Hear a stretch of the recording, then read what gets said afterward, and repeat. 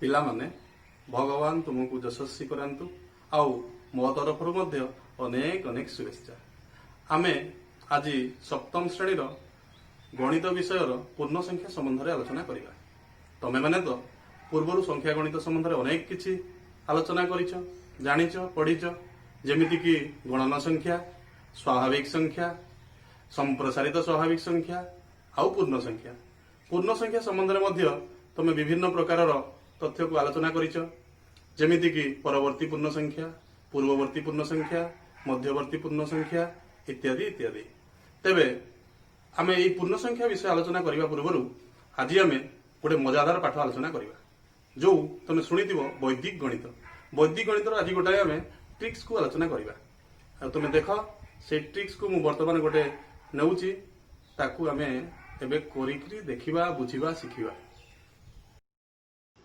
ଆମେ ଆଧାରରୁ କମ୍ ଥିବା ସଂଖ୍ୟା ଗୁଡ଼ିକର ଗୁଣଫଳ ନିର୍ଣ୍ଣୟ କରି ଶିଖିବା। ତାହେଲେ ପ୍ରଥମେ ଜାଣିବା ଆଧାର ସଂଖ୍ୟା କ'ଣ। ଆମେ ସାଧାରଣତଃ 10, 100, 1000 ଇତ୍ୟାଦି ଏକର ଡାହାଣକୁ 0 ଥିବା ସଂଖ୍ୟା ଗୁଡ଼ିକୁ ଆଧାର ସଂଖ୍ୟା ବୋଲି କୁହାଯାଏ। ତାହେଲେ ଆମେ 10 ନିକଟବର୍ତ୍ତୀ ସଂଖ୍ୟା ଗୁଡ଼ିକର ଗୁଣଫଳ ଶିଖିବା। 10ର ନିକଟବର୍ତ୍ତୀ ଆମେ ଦୁଇଟି ସଂଖ୍ୟା ଉଦାହରଣ ମାଧ୍ୟମରେ ନେବା। ମନେ କରାଯାଉ 8 ଗୁଣନ 9।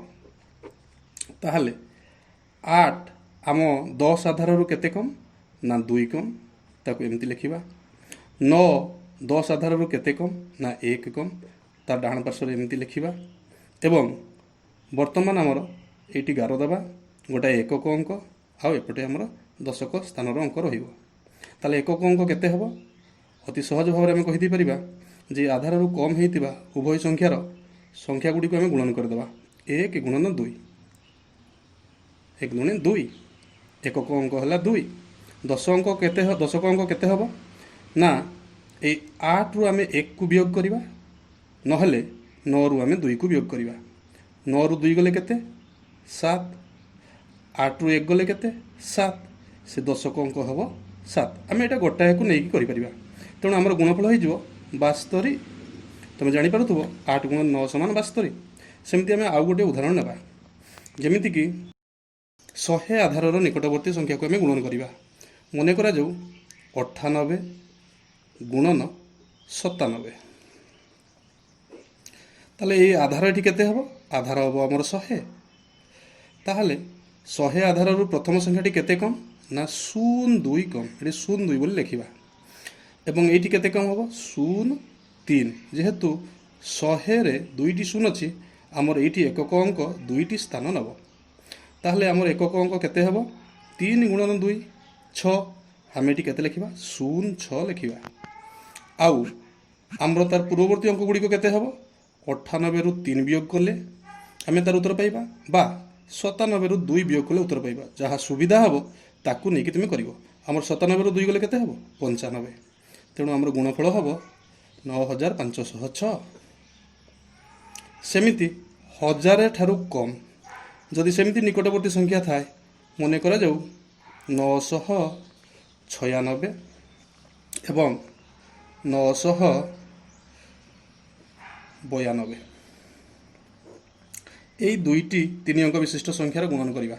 ଇଏ କେଉଁ ଆଧାରର ନିକଟବର୍ତ୍ତୀ? ତୁମେ ନିଶ୍ଚିତ ଭାବରେ ଜାଣିପାରୁଛ ଯେ 996 ସଂଖ୍ୟାଟି ଆମର 1000ର ନିକଟବର୍ତ୍ତୀ ଏବଂ 1000ର ଡାହାଣ ପଟେ 3ଟି 0 ଅଛି। ତେଣୁ ଆମେ ଏଇଟା କେତେ କମ୍ ବୋଲି ଲେଖିବା? 004। ଏବଂ 992ଟି କେତେ କମ୍ ବୋଲି ଲେଖିବା? 008। ତାହେଲେ ଏଇଠି ଏଇ ଆମର ଗାରର ଡାହାଣ ପାର୍ଶ୍ୱରେ ଯେଉଁ 3 ଅଙ୍କ ରହିବ, କେତେ ରହିବ ନା 832। 8 ଗୁଣନ 4 କେତେ ହେବ? 32। ଯଦି 32 ହେଲା, ତାହେଲେ ଆମେ ଲେଖିଦେଇପାରିବା 032। ଆଉ ଆମର ଏଇଟା ତା ପୂର୍ବବର୍ତ୍ତୀ ଅଙ୍କ ଗୁଡ଼ିକ କେତେ ହେବ ନା 996ରୁ 8 ଯିବ, ବା 992ରୁ 4 କମ୍ ହେବ। ତାହେଲେ 4 ଗଲେ କେତେ ହେଇଯିବ ନା 988। ତେଣୁ ଆମର ସଂଖ୍ୟାଟି ହେବ 9,88,032। ଏହିପରି ଭାବରେ ମୁଁ କେତେକ ଉଦାହରଣ ଦେଉଛି, ତମେ ଘରେ ଅଭ୍ୟାସ କରିବ। ଯେମିତିକି 7 ଗୁଣନ 8 6 गुणन 9 95 गुणन 93 96 गुणन 99 एवं 1000 रु कम सेमिति आम उदाहरण नहीं पारिबा 997 गुणन 993 एगुड़ी को घरे अभ्यास करिब एवं यही मजादार गणितर वैदिक गणितर कौशल गुड़ी को आम परवर्ती पीरियड में गोटाए गोटाए शिखा तेणु तुम निश्चित भाव अभ्यास कर मजा मजा गणित को भी तुम शिखिपार आउ गणितर मजा भी नहीं पार आबे आम गत वर्ष जो पढ़ी पूर्ण संख्या संबंध में से संबंध में आलोचना करवा संख्या गुड़ी को आलोचना करने पूर्वर आम पूर्ण संख्यार संख्यारेखा विषय में आलोचना निहाती आवश्यक तेणु आम जो गणन बा स्वाभाविक संख्या संप्रसारित स्वाभाविक संख्या आउ पूर्ण संख्या गुड़ी को आम जानी सेगुड़ी को संख्या रेखार केमिति परिप्रकाश करवा से संबंध में आम जानिबा गणन बा स्वाभाविक संख्या गुड़ी को आम रश्मि उपरे स्थापन करि परिबा तेणु तमे माने गोटाए रश्मि निज खातार अंकन कर एवं तार आद्य बिंदु को तमे 1 एवं तार परवर्ती चिन्हित बिंदु को 2 ता परवर्ती को 3 एमती तमे 4 5 इत्यादि करी आगकू असीम पर्यंत आमर स्वाभाविक संख्या पाइब आउ संख्या रेखार भी आम ताकू देखई परिबा सेमिति संप्रसारित स्वाभाविक संख्या पाई आमर जो स्वाभाविक संख्या गुड़िक रहिला तार 1 रो पूर्व पार्श्व आउ 1 एकक नहीं ताकू शून्य माध्यम परिप्रकाश करिबा एवं सेही शून्य आउ समस्त स्वाभाविक संख्या को नहीं आम संख्या रेखार संप्रसारित स्वाभाविक संख्या गुड़ी को दर्शाई परिबा एगुड़िक तमे खातार मध्य करि परिबो आमे पूर्ण संख्या गुड़ी को संख्या रेखार वर्तमान स्थापन करिबा सेथिपई तमे माने प्रथमे गोटिए सरल रेखाटी अंकन कर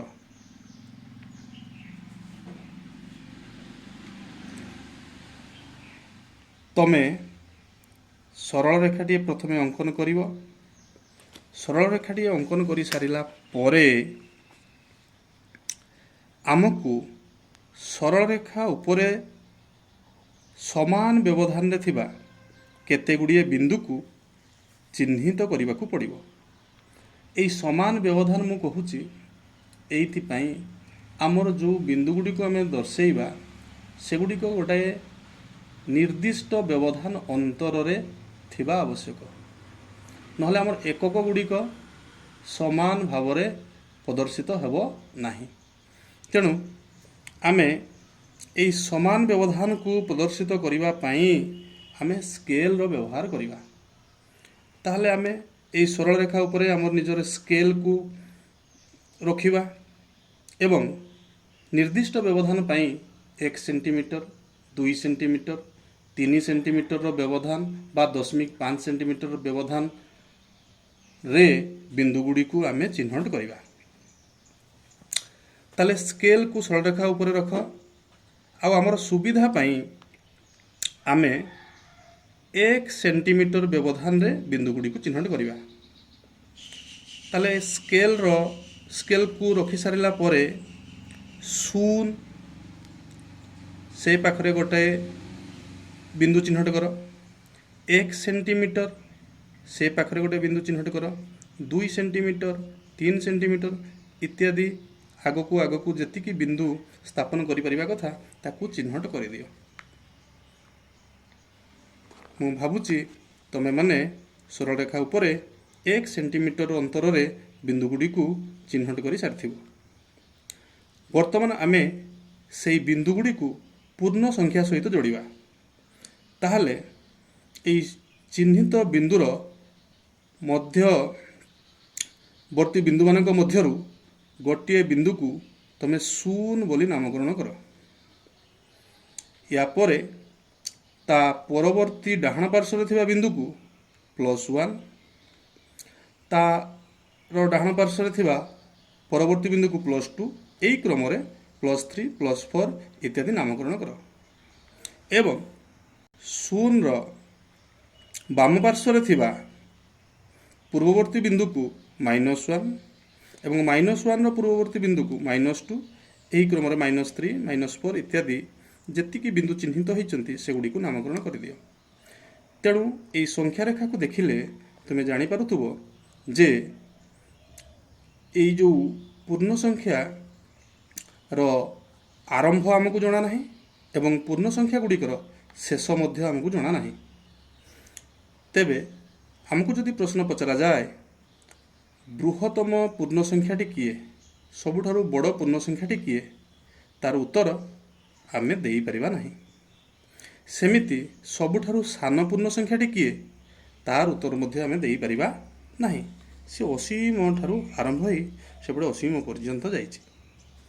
किंतु तुमको जदि पचरा जाए क्षुद्रतम गणन संख्या वा स्वाभाविक संख्या किए तुम निश्चित भाव कहि परिबो क्षुद्रतम गणन संख्या होची 1। क्षुद्रतम संप्रसारित स्वाभाविक संख्या किए ना क्षुद्रतम संप्रसारित स्वाभाविक संख्या होची 0। किंतु बृहत्तम संप्रसारित स्वाभाविक संख्या किए आमे तार उत्तर देई परिबा नाही।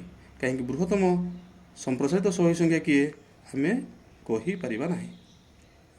वर्तमान आमे एई पूर्ण संख्या गुडी को जो स्थापन कले आमे लक्ष्य करूथुबा जे एई पूर्ण संख्या गुडी को आमे साधारणतः 3 भागरे विभक्त करिबा।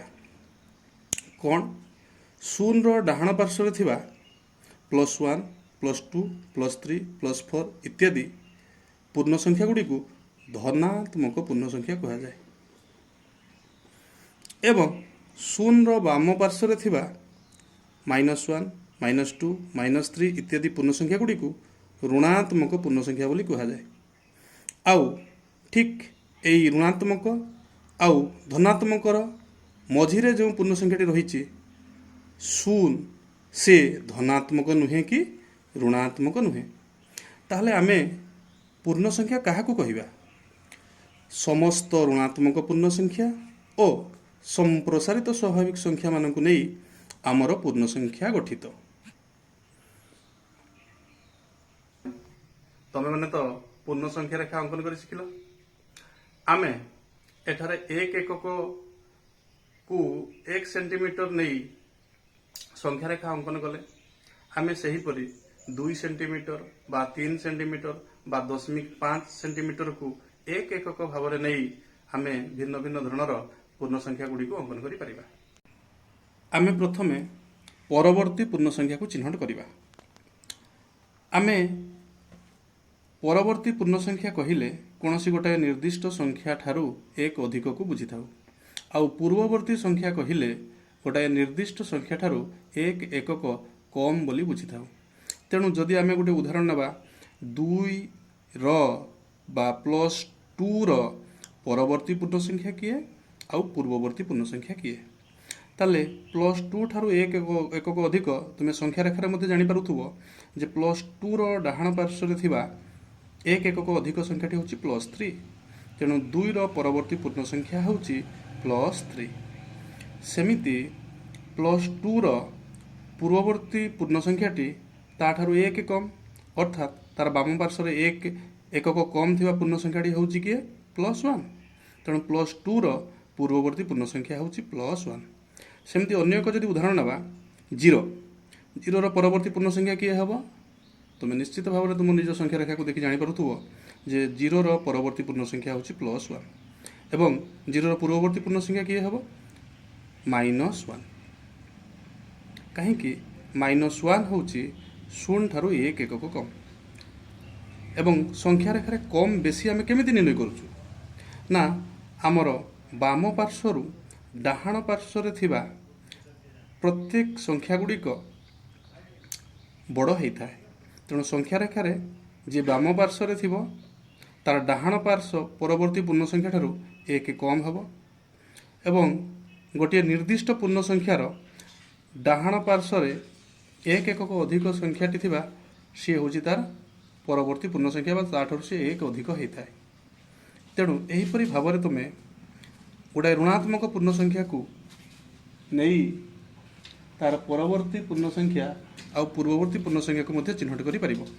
जेमिति कि -2 -2 रो परवर्ती पूर्ण संख्या किए हबो ता डाहाण पार्श्व रे थिबा संख्याटी होची कि -1 तेणु -2 रो परवर्ती पूर्ण संख्या होची -1 एवं तार पूर्ववर्ती पूर्ण संख्या होची -3। तेबे चलो पिला माने आमे आउ गोटिए कथा पूर्ण संख्या उपर आलोचना करिबा जे कोनोसी एक निर्दिष्ट पूर्ण संख्या ठारू एक निर्दिष्ट एकक कम बा बेसी पूर्ण संख्याटी को केमिति चिन्हट करिबा। मने करा जाऊ हमर 0 ठारू 3 एकक अधिक पूर्ण संख्याटी किए हबो ताले आमे प्रथमे तुमे 0 संख्याटी को चिन्हट कर तापरे तार डाहाण पार्श्व रे थिबा जो 3 एकक अधिक माने एक हूँ 1 एकक अधिक 2 एकक अधिक एवं 3 ये हूँ 3 एकक अधिक तेणु 0 ठारू 3 एकक अधिक पूर्ण संख्याटी हूँ +3 सेमिति 0 ठारू 2 एकक कम हेइथवा पूर्ण संख्याटी किए कम पूर्ण संख्याटी को चिन्हट करने को हेले आमे बाम पार्श्व को जावाक पड़िबो आ अधिक हेले आमको डाहाण पार्श्व को जावाक पड़िबो। ए जेहेतु 2 एकक कम तेणु 2 एकक कम हेइथवा पूर्ण संख्याटी हबो किए ना ये हूँ 1 एकक कम हम -1 एवं 2 एकक कम हम -2 पर्यंत आसो तेणु आमर 0 ठारू 2 एकक कम पूर्ण संख्याटी हम -2 सेमिति -3 ठारू 3 एकक कम होइतिबा पूर्ण संख्याटी किए ना कम पाई आमे केउ पार्श्व को जिबा बाम पार्श्व को जिबा तेणु -3 ठारू 3 एकक कम होइतिबा पूर्ण संख्याटी हम आमर 1 एकक कम हेले -4 आउ 1 एकक कम हेले -5 आउ 3 एकक कम हेले हम -6 तेणु -3 ठारू 3 एकक कम पूर्ण संख्याटी हम -6 सेमिति -2 ठारू 4 एकक अधिक पूर्ण संख्याटी किए हम -2 ठारू 4 एकक अधिक पूर्ण संख्याटी तमे -2 ठारू 4 एकक डाहाण पार्श्व को गणी गणी जीवो ताले केते हेबो यही 1 एकक हेले -1 तापरे आसीगला ये 0 3 एकक अधिक हेले +1 4 एकक अधिक हेले +2 तेणु -2 ठारू 4 एकक अधिक संख्याटी हेबो +2। पिला माने आमे मध्यवर्ती पूर्ण संख्या गुडी को चिन्हट करिबा ताले संख्या रेखा उपरे तमे प्रथमे दुईटी पूर्ण संख्या को चिन्हट कर जेमिति मु उदाहरण माध्यम रे नउची -2 ओ +1 ए -2 और +1 रो मध्यवर्ती पूर्ण संख्या गुडी को किए किए हबो तुम निश्चित भाव संख्या रेखा जानि परथबो जे -2 और +1 रो मध्यवर्ती पूर्ण संख्या द्वय होउची -1 और 0 सेमिति -1 आउ +3 रो मध्यवर्ती पूर्ण संख्या गुडी को किए हेबे -1 आउ +3 रो मध्यवर्ती पूर्ण संख्या गुडी को हबो 0 +1 आउ +2 यही भली भाव में तुम जेकोसी दुईटी पूर्ण संख्यार मध्यवर्ती पूर्ण संख्या गुडी को निर्णय करि परिबो। एबे चलो आमे देखिबा विपरीत पूर्ण संख्या कौन सी गोटे पूर्ण संख्यार विपरीत पूर्ण संख्याटी किए हेबो जेमिति गोटे उदाहरण नबा +1 +1 रो विपरीत पार्श्व रे केउ पूर्ण संख्याटी अछि ना -1 तेणु +1 रो विपरीत पूर्ण संख्या होची -1 और -1 रो विपरीत पूर्ण संख्या होची +1 सेमिति -2 रो विपरीत पूर्ण संख्या किए हेबो ना -2 रो विपरीत पूर्ण संख्या हेबो +2 रो विपरीत पूर्ण संख्या किए हेबो -2 एमिति तमे जे कोनोसी गोटे पूर्ण संख्यार विपरीत पूर्ण संख्या पाई परिबो। मने करा जे मु कहूची +11 रो विपरीत पूर्ण संख्या किए हेबो उत्तर बोधे तमे निर्णय करि सारलणी -11 और -11 रो विपरीत पूर्ण संख्या किए हेबो निश्चित भाव में +11 एहीपरि भाव में आम संख्या रेखार यही आमर परवर्ती पूर्ण संख्या पूर्ववर्ती पूर्ण संख्या एक निर्दिष्ट एकक अधिक बा बेसी हेइथिबा पूर्ण संख्या को चिन्हट करि परिबा एवं मध्यवर्ती पूर्ण संख्या और विपरीत पूर्ण संख्या गुडी को आमे निर्णय करि परिबा। आउ एई आधार रे एई जो तथ्य गुडी को तुमे आज जानिल शिखिल ताकू नहीं तुमर बहिर ଅଭ୍ୟାସ କାର୍ଯ୍ୟର 1 ନମ୍ବର ଆଉ ଗୋଟାଏ ବଢ଼ିଆ ପ୍ରଶ୍ନ ଅଛି ଅଭ୍ୟାସ କାର୍ଯ୍ୟର 2 ନମ୍ବର ତାକୁ କରିପାରିବ। ମୁଁ ତାକୁ ଏଇ ପ୍ରଶ୍ନଗୁଡ଼ିକୁ ତୁମକୁ ଏଇ ସ୍କ୍ରିନରେ ମୁଁ ପ୍ରଦର୍ଶିତ କରୁଛି। ସେଇ ପ୍ରଶ୍ନଗୁଡ଼ିକୁ ତମେମାନେ ନିଜ ଖାତାରେ କରିବ ଏବଂ ତମର ସାର୍ଙ୍କ ସହିତ ତାର ଆଲୋଚନା କରି ଉତ୍ତର ମଧ୍ୟ ବୁଝିନେବ। ଆଉ ମୁଁ ମଧ୍ୟ ଆନ୍ସାର ସିଟ୍ଟିକୁ ତମମାନଙ୍କ ପାଖକୁ ପଠାଇବି। ତା ସହିତ ତୁମେ ମିଳେଇ ନେଇ ତମର ଏ ଗଣିତ ଗୁଡ଼ିକର ସଂଶୋଧନ କରିନେବ। ଆଜି ଆମେ ଆମର ଆଲୋଚନାକୁ ଏଇଠି ରଖିବା।